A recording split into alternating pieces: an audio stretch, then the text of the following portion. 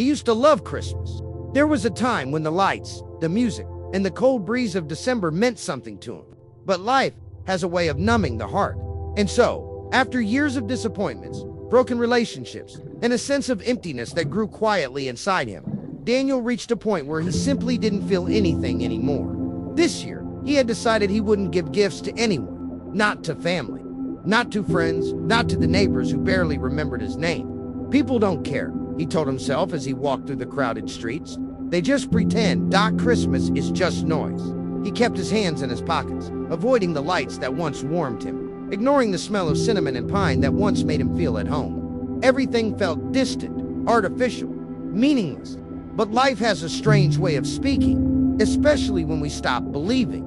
As Daniel walked past a small town square, he noticed a little girl sitting alone near a fountain. Her coat was worn out, her shoes too thin for winter, but her hands were holding a small, poorly wrapped gift covered in old newspaper. She looked nervous, turning the present around, whispering something to herself, as if practicing what to say. Daniel slowed down. Something about that girl felt painfully familiar, like a memory he didn't want to revisit. He approached gently. "Are you waiting for someone?" he asked. The girl nodded. "It's for someone very special," she said, squeezing the little package. "I hope he likes it," her voice trembled. Not out of fear, but out of hope. Pure, simple, fragile hope. Daniel swallowed hard. Something inside him shifted, a tiny crack in the wall he had built over the years. "Why is it special?" he asked. She smiled, and it was the kind of smile you don't forget. "Because it's all I have, and when you give all you have, it means more." Daniel felt something he hadn't felt in months, the quiet ache of honesty. Before he could answer, a figure approached from behind. A volunteer from a local charity recognized Daniel. "There you are," the volunteer said to the girl. "We've been looking for you. Come, we'll take you back inside." She nodded, still holding the gift tightly. But before leaving, she looked up at Daniel and placed a small package in his hands. "It's for you," she whispered. "Someone told me you needed a gift this year." Daniel froze. "For me?" he asked, completely disarmed. She nodded again. "You looked sad. People who look sad need gifts the most." And then she disappeared with the volunteer into the warm lights of a nearby community center. Daniel stood there, alone in the cold, with a gift he never expected to receive. Hands trembling, he unwrapped it slowly.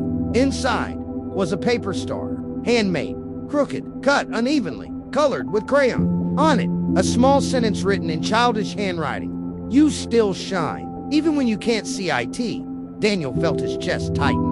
For the first time in years, he closed his eyes and let himself feel all the loneliness, all the disappointments, all the weight he had carried alone. Something broke open, not in pain, but in release. He held the little star close to his chest. In that moment, he understood something he had forgotten.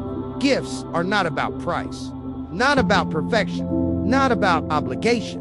A gift is a bridge from one heart to another, and the smallest gift can be the one that lifts someone back into the world. Daniel walked home with the paper star in his pocket, and when he reached his door, he did something he hadn't done in a long time. He wrapped gifts, not expensive ones, not impressive ones, but gifts with meaning, messages, apologies, memories, hopes. Because now he understood.